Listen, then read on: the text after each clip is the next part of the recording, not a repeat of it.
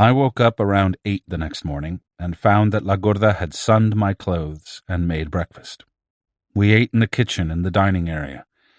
When we had finished, I asked her about Lydia, Rosa, and Josefina. They seemed to have vanished from the house. "They're helping Soledad," she said. "She's getting ready to leave." "Where is she going?" "Somewhere away from here."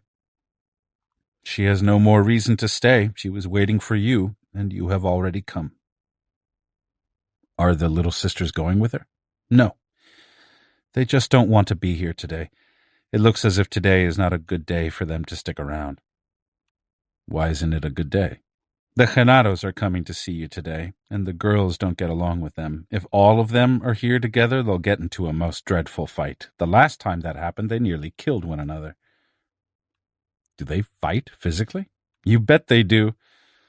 All of them are very strong, and none of them wants to take second place. The Nagual told me that would happen, but I am powerless to stop them, and not only that, but I have to take sides, so it's a mess." "How do you know that the Genaros are coming today?" "I haven't talked to them. I just know that they will be here today, that's all." "Do you know that because you see Gorda?" "That's right. I see them coming, and one of them is coming directly to you because you're pulling him." I assured her that I wasn't pulling anyone in particular. I said that I hadn't revealed to anyone the purpose of my trip, but that it had to do with something I had to ask Pablito and Nestor. She smiled coyly and said that fate had paired me with Pablito, that we were very alike, and that undoubtedly he was going to see me first. She added that everything that happened to a warrior could be interpreted as an omen. Thus, my encounter with Soledad was an omen of what I was going to find out on my visit. I asked her to explain her point. "The men will give you very little this time," she said. "It's the women who will rip you to shreds, as Soledad did." That's what I would say, if I read the omen. You're waiting for the Genaros, but they are men like you. And look at this other omen. They're a little bit behind. I would say a couple of days behind. That's your fate as well as theirs, as men, to be always a couple of days behind." "Behind what, Gorda?" "Behind everything. Behind us women, for instance." She laughed and patted my head. "No matter how stubborn you are," she went on, "you have to admit that I'm right. Wait and see." "Did the Nagual tell you that men are behind women?" I asked. "Sure he did," she replied. "All you have to do is look around." "I do, Gorda, but I don't see any such thing. Women are always behind. They are dependent on men." She laughed. Her laughter wasn't scornful or bitter. It was rather a clear sound of joyfulness. "You know the world of people better than I do," she said forcefully. "But right now, I'm formless, and you're not. I'm telling you, women are better sorcerers because there is a crack in front of our eyes, and there is none in front of yours."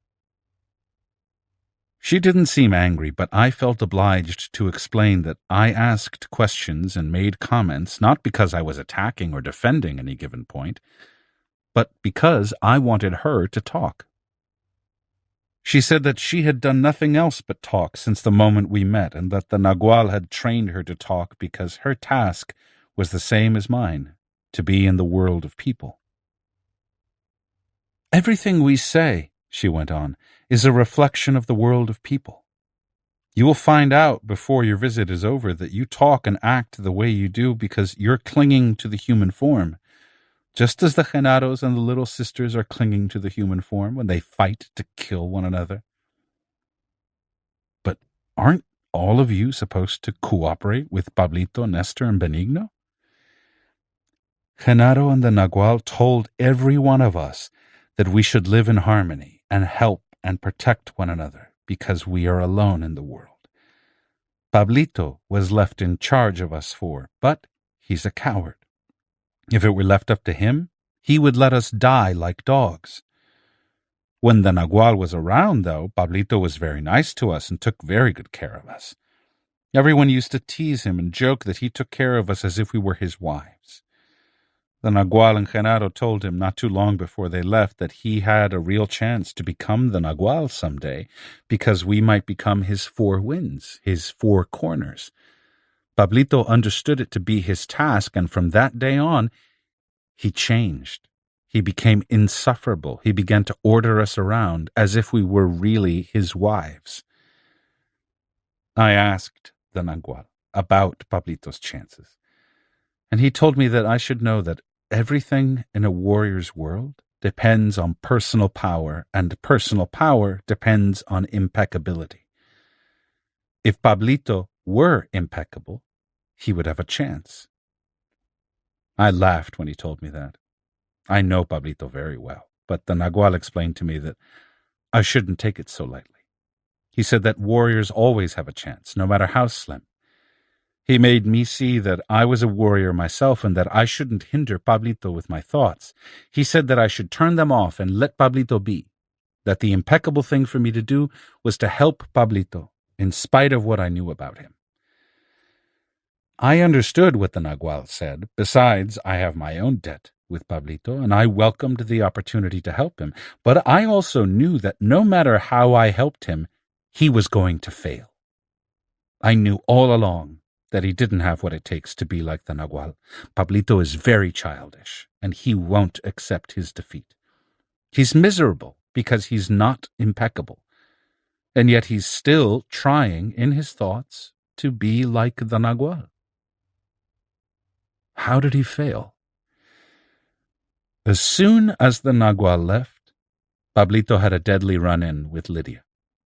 Years ago, the Nagual had given him the task of being Lydia's husband, just for appearances. The people around here thought that she was his wife. Lydia didn't like that one bit. She's very tough. The truth of the matter is that Pablito has always been scared to death of her. They could never get along together, and they tolerated each other only because the Nagual was around. But when he left, Pablito got crazier than he already was and became convinced that he had enough personal power to take us as his wives. The three Genaros got together and discussed what Pablito should do and decided that he should take the toughest woman first, Lydia.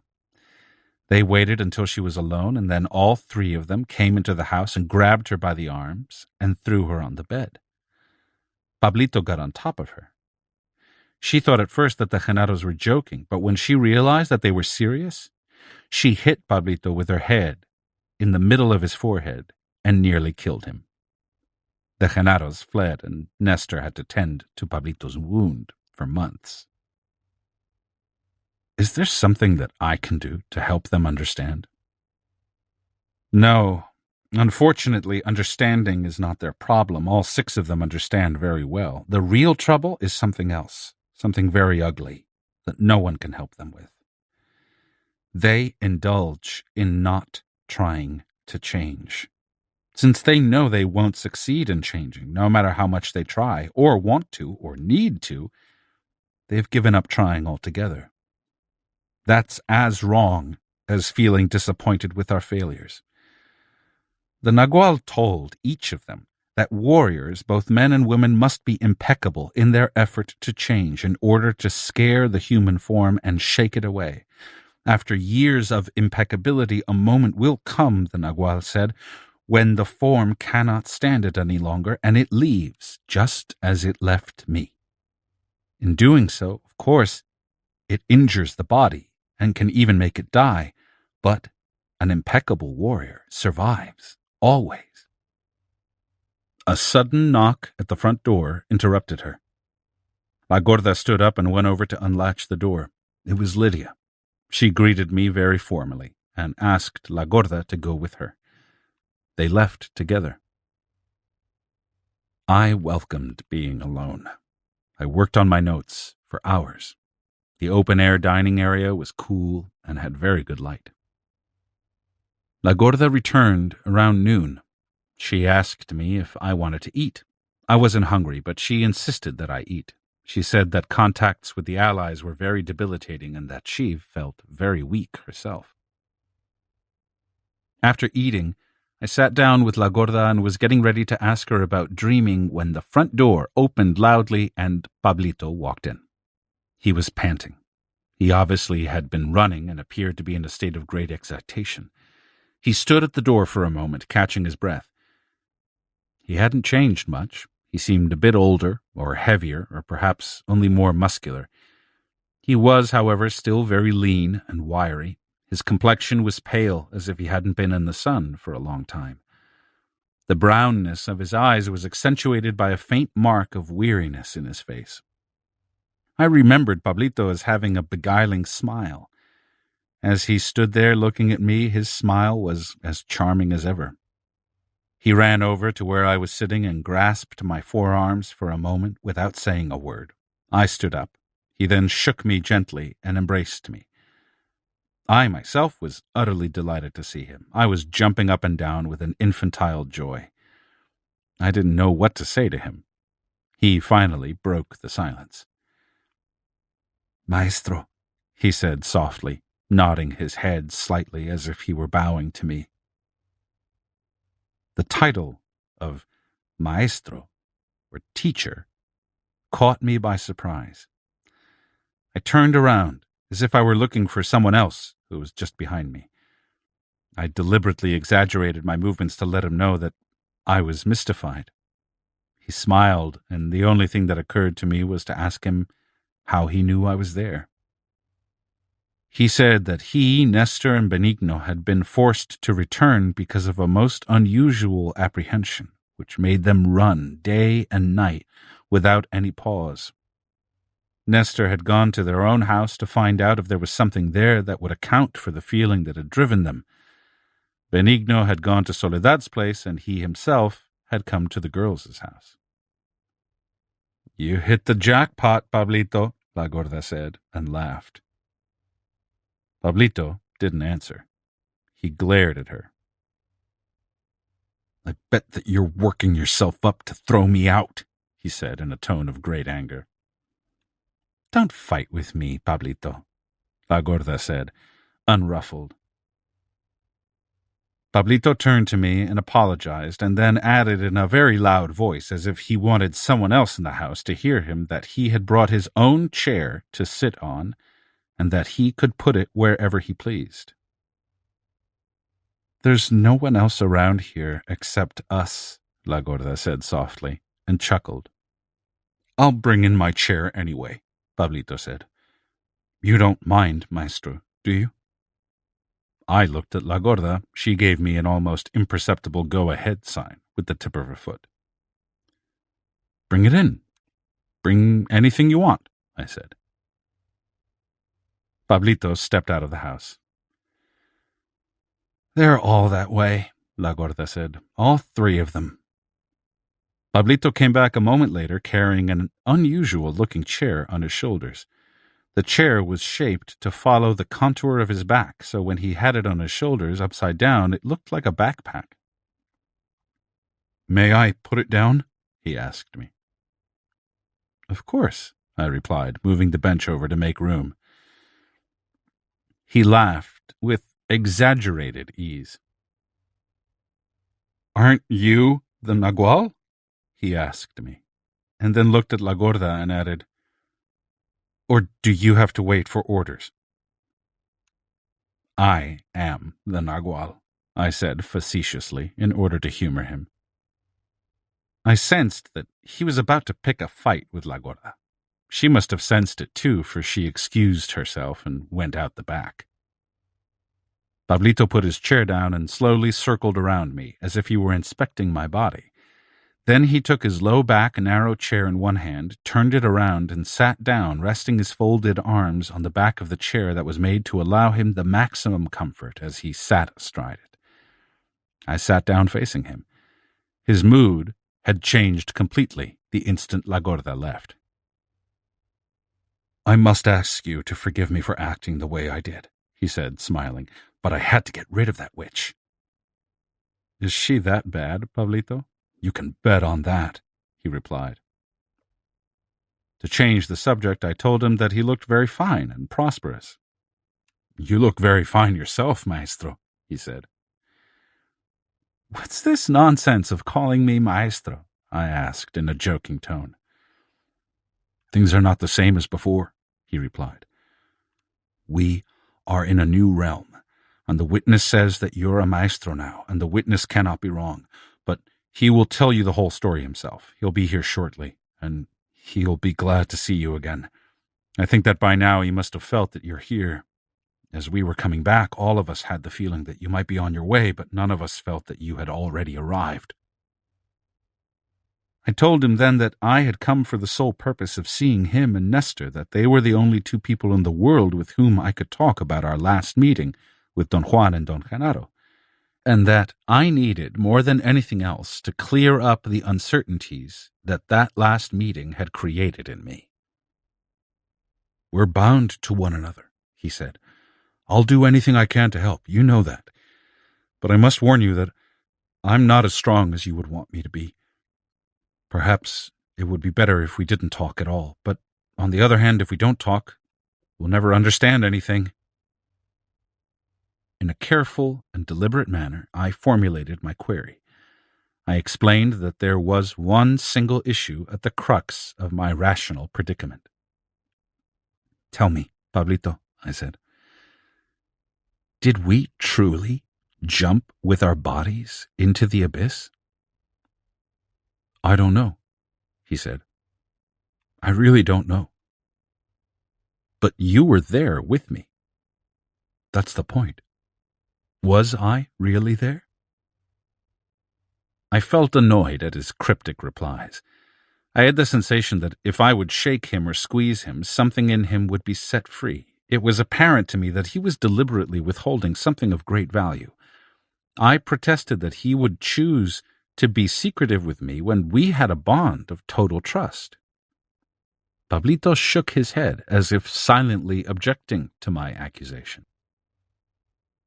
I asked him to recount to me his whole experience, starting from the time prior to our jump when Don Juan and Don Genaro had prepared us together for the final onslaught. Pablito's account was muddled and inconsistent. All he could remember about the last moments before we jumped into the abyss was that after Don Juan and Don Genaro had said goodbye to both of us and had disappeared into the darkness, his strength waned. He was about to fall on his face, but I held him by his arm and carried him to the edge of the abyss, and there he blacked out. "What happened after you blacked out, Pablito?" "I don't know." "Did you have dreams or visions? What did you see?" "As far as I'm concerned, I had no visions, or if I did, I couldn't pay any attention to them. My lack of impeccability makes it impossible for me to remember them." "And then what happened?" "I woke up at Genaros' old place. I don't know how I got there." He remained quiet while I frantically searched in my mind for a question, a comment, a critical statement, or anything that would add extra breadth to his statements. As it was, nothing in Pablito's account was usable to buttress what had happened to me. I felt cheated. I was almost angry with him. My feelings were a mixture of pity for Pablito and myself, and at the same time a most intense disappointment. "I'm sorry I'm such a letdown to you," Pablito said. My immediate reaction to his words was to cover up my feelings and assure him that I wasn't disappointed at all. "I am a sorcerer," he said, laughing. "A poor one, but enough of a one to know what my body tells me, and right now it tells me that you're angry with me." "I'm not angry, Pablito," I exclaimed. "That's what your reason says, but not your body," he said. "Your body is angry. Your reason, however, finds no reason to feel anger toward me, so you're caught in a crossfire. The least I can do for you is to untangle this. Your body is angry because it knows that I'm not impeccable, and that only an impeccable warrior can help you. Your body is angry because it feels that I am wasting myself. It knew all that the minute I walked through that door." I didn't know what to say. I felt a flood of post-fact realizations. Perhaps he was right in saying that my body knew all that. At any rate, his directness in confronting me with my feelings had blunted the edge of my frustration. I began to wonder if Pablito was not just playing a game with me. I told him that being so direct and bold, he couldn't possibly be as weak as he pictured himself to be. "My weakness is that I'm made to have longings," he said, almost in a whisper.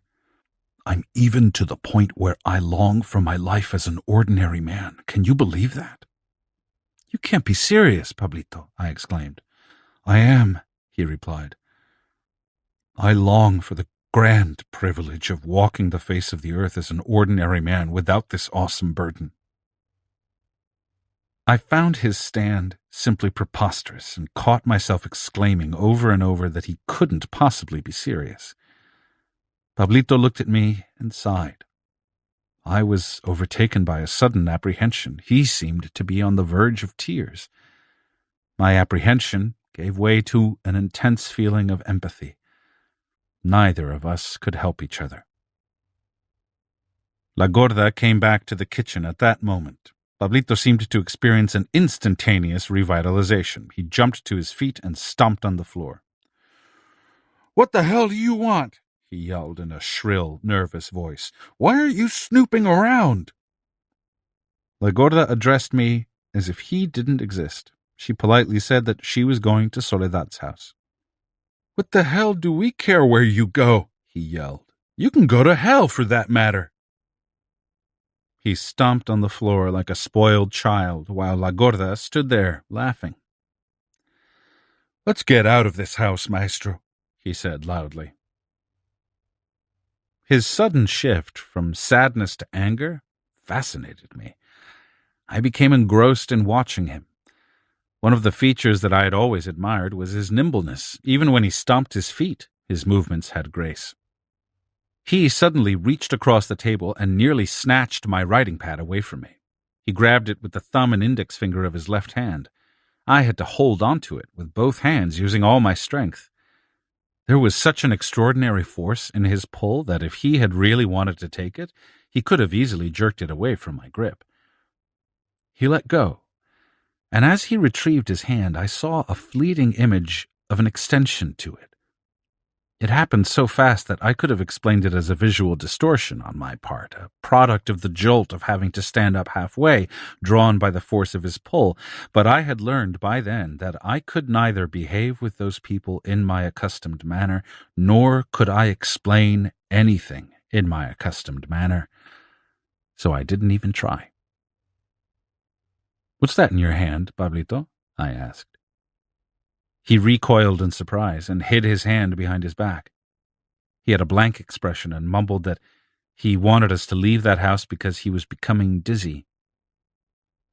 La Gorda began to laugh loudly and said that Pablito was as good a deceiver as Josefina, maybe even better, and that if I pressed him to tell me what was in his hand, he would faint, and Nestor would have to tend to him for months. Pablito began to choke. His face became almost purple. La Gorda told him in a nonchalant tone to cut out the acting because he had no audience. She was leaving, and I didn't have much patience.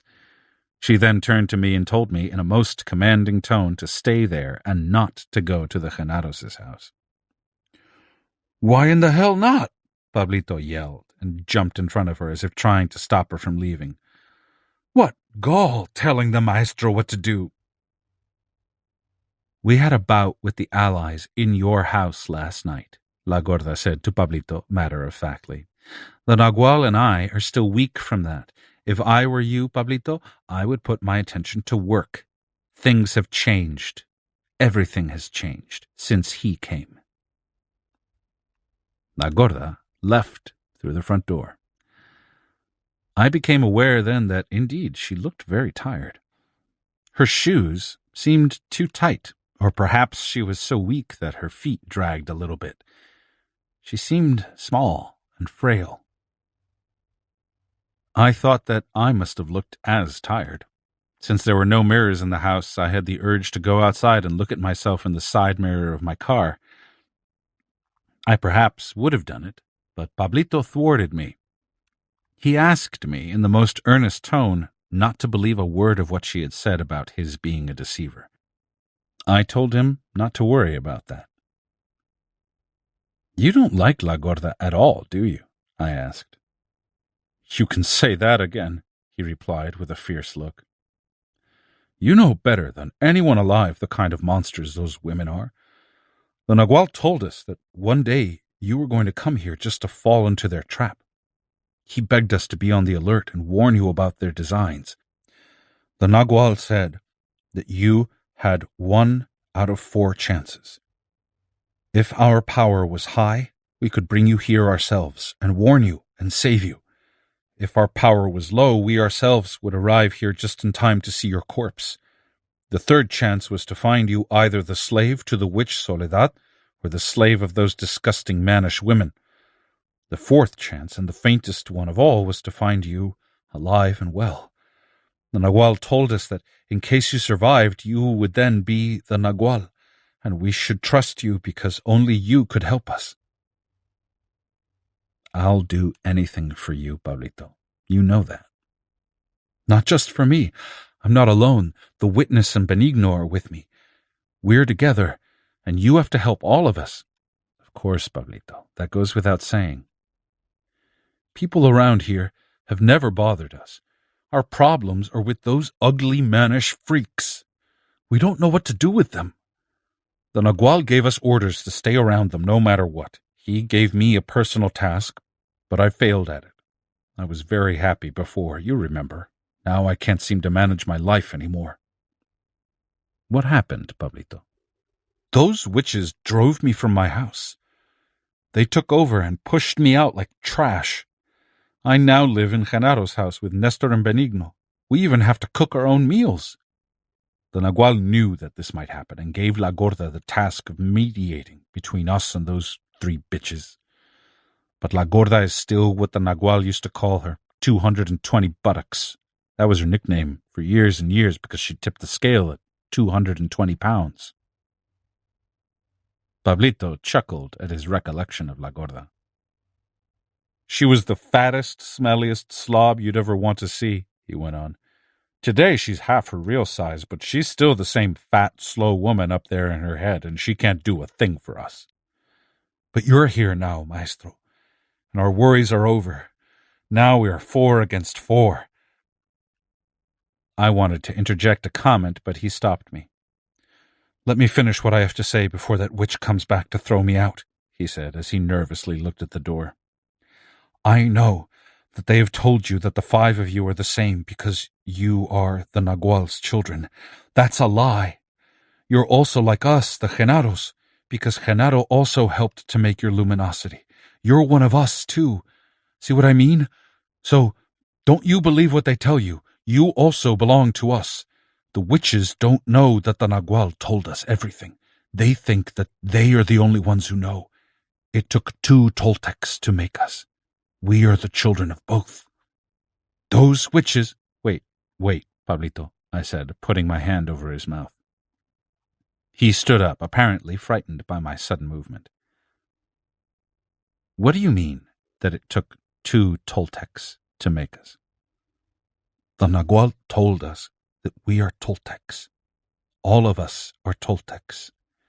He said that a Toltec is the receiver and holder of mysteries. The Nagual and Genaro are Toltecs. They gave us their special luminosity and their mysteries.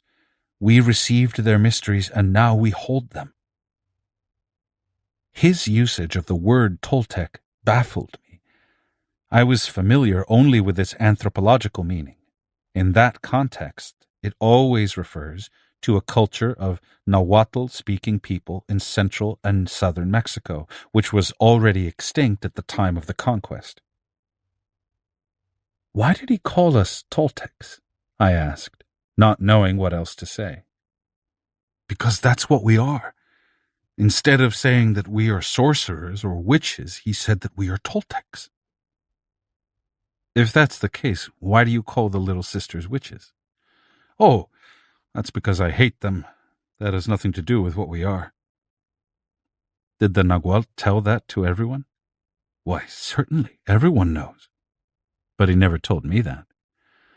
Oh, that's because you're a very educated man and are always discussing stupid things. He laughed in a forced, high-pitched tone and patted me on the back. Did the Nagual by any chance tell you that the Toltecs were ancient people that lived in this part of Mexico? I asked.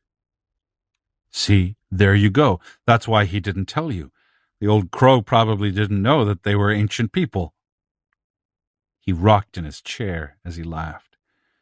His laughter was very pleasing and very contagious. We are Toltecs, maestro, he said. Rest assured that we are. That's all I know, but you can ask the witness. He knows. I lost my interest a long time ago. He stood up and went over to the stove. I followed him. He examined a pot of food cooking on a low fire. He asked me if I knew who had made that food. I was pretty sure that La Gorda had made it, but I said that I didn't know. He sniffed it 4 or 5 times in short inhalations like a dog. Then he announced that his nose told him that La Gorda had cooked it. He asked me if I had had some, and when I said that I had finished eating just before he arrived, he took a bowl from a shelf and helped himself to an enormous portion. He recommended in very strong terms that I should eat food cooked only by La Gorda and that I should only use her bowl as he himself was doing. I told him that La Gorda and the Little Sisters had served me my food in a dark bowl that they kept on a shelf apart from the others. He said that that bowl belonged to the Nagual. We went back to the table. He ate very slowly and did not talk at all. His total absorption in eating made me realize that all of them did the same thing. They ate in complete silence. La Gorda is a great cook, he said as he finished his food. She used to feed me. That was ages ago, before she hated me, before she became a witch. A Toltec. He looked at me with a glint in his eye and winked. I felt obligated to comment that La Gorda didn't strike me as being capable of hating anyone. I asked him if he knew that she had lost her form. That's a lot of baloney, he exclaimed. He stared at me as if measuring my look of surprise and then hid his face under his arm and giggled like an embarrassed child. Well, she actually did do that, he added. She's just great. Why do you dislike her, then? I'm going to tell you something, Maestro, because I trust you. I don't dislike her at all. She's the very best. She's the Nagual's woman. I just act that way with her because I like her to pamper me. And she does. She never gets mad at me. I could do anything. Sometimes I get carried away and I get physical with her and I want to strike her. When that happens, she just jumps out of the way, like the Nagual used to do. The next minute, she doesn't even remember what I did. That's a true formless warrior for you. She does the same thing with everyone, but the rest of us are a sorry mess. We're truly bad. Those 3 witches hate us, and we hate them back. You are sorcerers, Pablito. Can't you stop all this bickering? Sure we can, but we don't want to. What do you expect us to do, be like brothers and sisters? I didn't know what to say. They were the Nagual's women, he went on, and yet everybody expected me to take them. How in heaven's name am I going to do that? I tried with one of them, and instead of helping me, the bastardly witch nearly killed me. So now every one of those women is after my hide as if I had committed a crime. All I did was to follow the Nagual's instructions. He told me that I had to be intimate with each of them, one by one, until I could hold all of them at once. But I couldn't be intimate with even one. I wanted to ask him about his mother, Doña Soledad, but I couldn't figure out a way to bring her into the conversation at that point. We were quiet for a moment. Do you hate them for what they tried to do to you? He asked, all of a sudden. I saw my chance. No, not at all, I said. La Gorda explained to me their reasons. But Doña Soledad's attack was very scary. Do you see much of her?" He didn't answer. He looked at the ceiling. I repeated my question. I noticed then that his eyes were filled with tears. His body shook, convulsed by quiet sobs. He said that once he had had a beautiful mother, whom no doubt I could still remember. Her name was Manuelita, a saintly woman who raised 2 children, working like a mule to support them. He felt the most profound veneration for that mother who had loved and reared him. But one horrible day, his fate was fulfilled, and he had the misfortune to meet Genaro and the Nagual. And between the 2 of them, they destroyed his life. In a very emotional tone, Pablito said that the 2 devils took his soul and his mother's soul. They killed his Manuelita and left behind that horrendous witch, Soledad. He peered at me with eyes flooded with tears and said that that hideous woman was not his mother. She could not possibly be his Manuelita. He sobbed uncontrollably. I didn't know what to say. His emotional outburst was so genuine and his contentions so truthful that I felt swayed by a tide of sentiment. Thinking as an average civilized man, I had to agree with him. It certainly looked as if it was a great misfortune for Pablito to have crossed the path of Don Juan and Don Genaro. I put my arm around his shoulders and almost wept myself. After a long silence, he stood up and went out to the back. I heard him blowing his nose and washing his face in a pail of water. When he returned, he was calmer. He was even smiling. "Don't get me wrong, maestro," he said. "I don't blame anyone for what has happened to me. It was my fate. Genaro and the Nagual acted like the impeccable warriors they were. I'm just weak, that's all, and I have failed in my task. The Nagual said that my only chance to avoid the attack of that horrendous witch was to corral the 4 winds and make them into my 4 corners, but I failed. Those women were in cahoots with that witch Soledad and didn't want to help me. They wanted me dead. The Nagual also told me that if I failed, you wouldn't stand a chance yourself. He said that if she killed you, I had to flee and run for my life. He doubted that I could even get as far as the road. He said that with your power and with what the witch already knows, she would have been peerless. So when I felt I'd failed to corral the 4 winds, I considered myself dead. And of course I hated those women.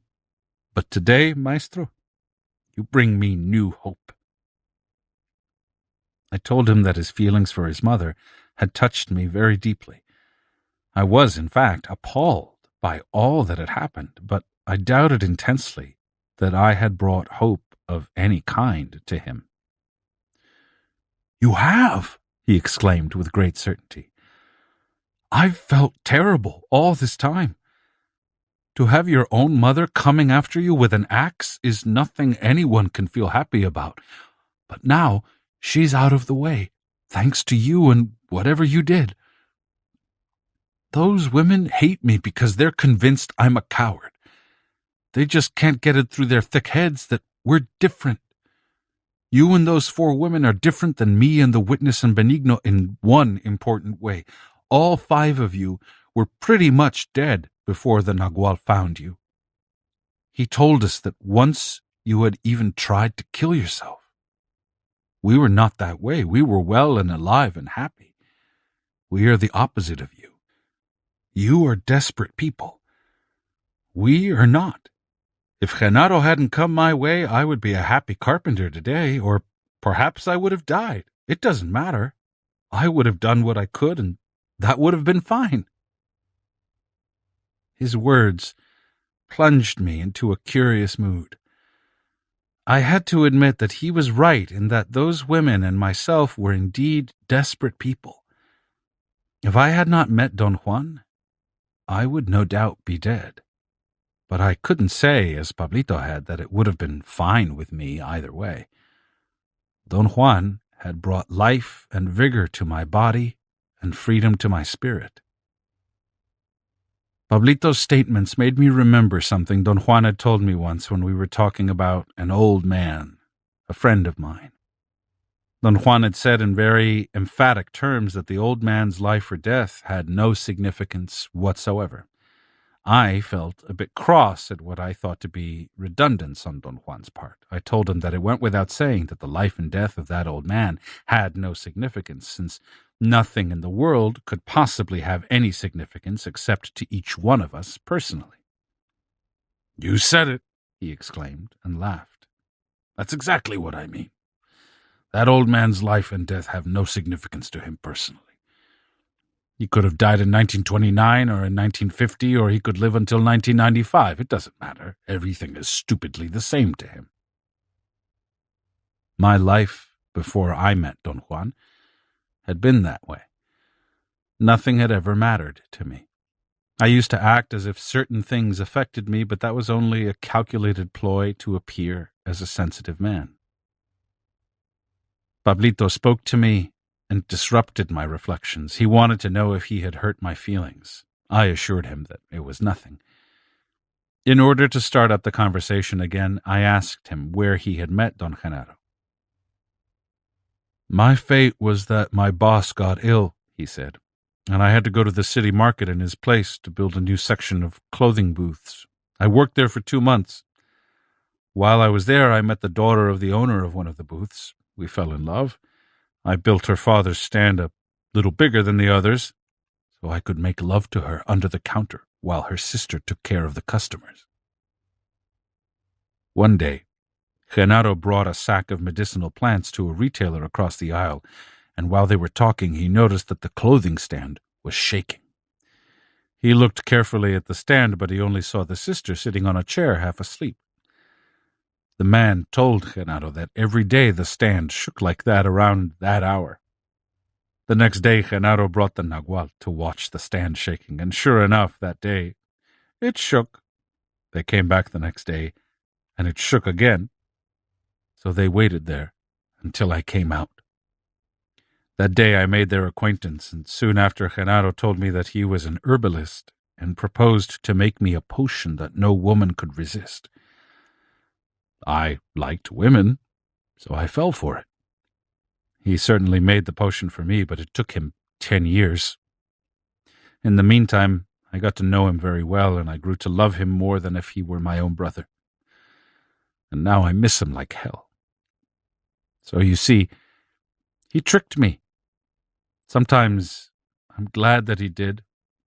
Most of the time, I resent it, though. Don Juan told me that sorcerers have to have an omen before they choose someone. Was there something of that sort with you, Pablito? Yes. Genaro said that he got curious watching the stand shaking, and then he saw that 2 people were making love under the counter. So he sat down to wait for the people to come out. He wanted to see who they were. After a while, the girl appeared in the stand, but he missed me. He thought it was very strange that he would miss me after being so determined to set eyes on me. The next day he came back with the nagual. He also saw that 2 people were making love, but when it was time to catch me, they both missed me. They came back again the next day. Genaro went around to the back of the stand while the nagual stayed out in front. I bumped into Genaro while I was crawling out. I thought he hadn't seen me because I was still behind the piece of cloth that covered a small square opening I had made on the side wall. I began to bark to make him think there was a small dog under the drape. He growled and barked back at me, and really made me believe that there was a huge, mad dog on the other side. I got so scared, I ran out the other way and crashed into the nagual. If he would have been an ordinary man, I would have thrown him to the ground because I ran right into him. But instead, he lifted me up like a child. I was absolutely flabbergasted. For being such an old man, he was truly strong. I thought I could use a strong man like that to carry lumber for me. Besides, I didn't want to lose face with the people who had seen me running out from under the counter. I asked him if he would like to work for me. He said yes. That same day, he went to the shop and started to work as my assistant. He worked there every day for 2 months. I didn't have a chance with those 2 devils. The incongruous image of Don Juan working for Pablito was extremely humorous to me. Pablito began to imitate the way Don Juan carried lumber on his shoulders. I had to agree with La Gorda that Pablito was as good an actor as Josefina. Why did they go to all that trouble, Pablito? They had to trick me. You don't think that I would go with them just like that, do you? I've heard all my life about sorcerers and curers and witches and spirits, and I've never believed a word of it. Those who talked about things like that were just ignorant people. If Genaro had told me that he and his friend were sorcerers, I would have walked out on them. But they were too clever for me. Those two foxes were really sly. They were in no hurry. Genaro said that he would have waited for me if it took him 20 years. That's why the Nagual went to work for me. I asked him to, so it was really me who gave them the key. The Nagual was a diligent worker. I was a little bit of a rascal in those days, and I thought I was the one playing a trick on him. I believed that the Nagual was just a stupid old Indian. So I told him that I was going to tell the boss that he was my grandpa. Otherwise, they wouldn't hire him, but I had to get a percentage of his salary. The Nagual said that it was fine with him. He gave me something out of the few pesos he made each day. My boss was very impressed with my grandpa because he was such a hard worker, but the other guys made fun of him. As you know, he had the habit of cracking all his joints from time to time. In the shop, he cracked them every time he carried anything. People naturally thought that he was so old that when he carried something on his back, his whole body creaked. I was pretty miserable with the Nagual as my grandpa, but by then Genaro had already prevailed on my greedy side. He had told me that he was feeding the Nagual a special formula made out of plants, and that it made him strong as a bull. Every day, he used to bring a small bundle of mashed up green leaves and feed it to him. Genaro said that his friend was nothing without his concoction, and to prove it to me, he didn't give it to him for 2 days. Without the green stuff, the Nagual seemed to be just a plain, ordinary old man. Genaro told me that I could also use his concoction to make women love me. I got very interested in it, and he said that we could be partners if I would help him prepare his formula and give it to his friend. One day he showed me some American money and told me he had sold his first batch to an American. That hooked me, and I became his partner. My partner, Genaro, and I had great designs. He said that I should have my own shop because with the money that we were going to make with this formula, I could afford anything. I bought a shop, and my partner paid for it. So I went wild. I knew that my partner was for real, and I began to work making his green stuff. I had the strange conviction at that point that Don Genaro must have used psychotropic plants in making his concoction. I reasoned that he must have tricked Pablito into ingesting it in order to assure his compliance. "Did he give you power plants, Pablito?" I asked. "Sure," he replied. "He gave me his green stuff. I ate tons of it." He described and imitated how Don Juan would sit by the front door of Don Genaro's house in a state of profound lethargy and then spring to life as soon as his lips touched the concoction. Pablito said that in view of such a transformation, he was forced to try it himself. "What was in that formula?" I asked. "Green leaves," he replied. "Any green leaves he could get a hold of. That was the kind of devil Genaro was. He used to talk about his formula and make me laugh until I was high as a kite. God, I really loved those days." I laughed out of nervousness. Pablito shook his head from side to side and cleared his throat 2 or 3 times. He seemed to be struggling not to weep. "As I've already said, Maestro," he went on, "I was driven by greed. I secretly planned to dump my partner once I had learned how to make the green stuff myself. Genaro must have always known the designs I had in those days, and just before he left, he hugged me and told me that it was time to fulfill my wish. It was time to dump my partner, for I had already learned to make the green stuff." Pablito stood up. His eyes were filled with tears. "That son of a gun, Genaro," he said softly. "That rotten devil. I truly loved him, and if I weren't the coward I am, I would be making his green stuff today." I didn't want to write anymore. To dispel my sadness, I told Pablito that we should go look for Nestor. I was arranging my notebooks in order to leave when the front door was flung open with a loud bang. Pablito and I jumped up involuntarily and quickly turned to look. Nestor was standing at the door. I ran to him. We met in the middle of the front room. He sort of leaped on me and shook me by the shoulders. He looked taller and stronger than the last time I had seen him. His long, lean body had acquired an almost feline smoothness. Somehow, the person facing me, peering at me, was not the Nestor I had known. I remembered him as a very shy man who was embarrassed to smile because of crooked teeth, a man who was entrusted to Pablito for his care. The Nestor who was looking at me was a mixture of Don Juan and Don Genaro.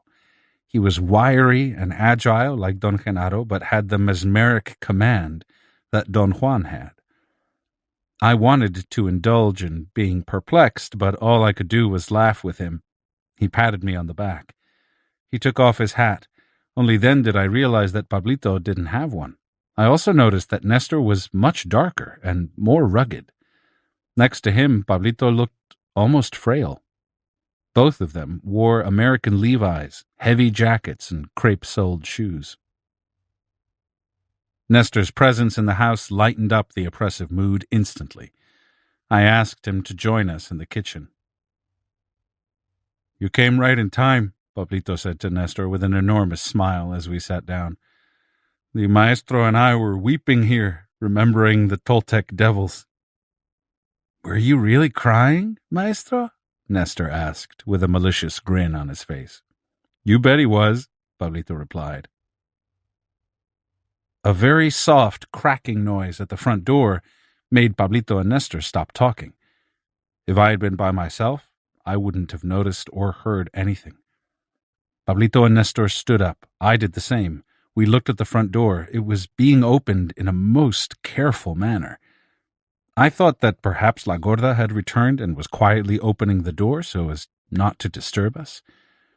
When the door was finally opened wide enough to allow one person to go through, Benigno came in, as if he were sneaking into a dark room. His eyes were shut, and he was walking on the tips of his toes. He reminded me of a kid sneaking into a movie theater through an unlocked exit door in order to see a matinee, not daring to make any noise and, at the same time, not capable of seeing a thing in the dark. Everybody was quietly looking at Benigno. He opened one eye just enough to peek out of it and orient himself, and then he tiptoed across the front room to the kitchen. He stood by the table for a moment with his eyes closed. Pablito and Nestor sat down and signaled me to do the same. Benigno then slid next to me on the bench. He gently shoved my shoulder with his head. It was a light tap in order for me to move over to make room for him on the bench. Then he sat down comfortably with his eyes still closed. He was dressed in Levi's like Pablito and Nestor. His face had filled out a bit since the last time I had seen him years before, and his hairline was different, but I couldn't tell how. He had a lighter complexion than I remembered. Very small teeth, full lips, high cheekbones, a small nose, and big ears. He had always seemed to me like a child whose features had not matured. Pablito and Nestor, who had interrupted what they were saying to watch Benigno's entrance, resumed talking as soon as he sat down, as though nothing had happened. "Sure, he was crying with me," Pablito said. "He's not a crybaby like you," Nestor said to Pablito. Then he turned to me and embraced me. "I'm so glad you're alive," he said. "We've just talked to La Gorda, and she said that you were the Nagual, but she didn't tell us how you survived. How did you survive, maestro?"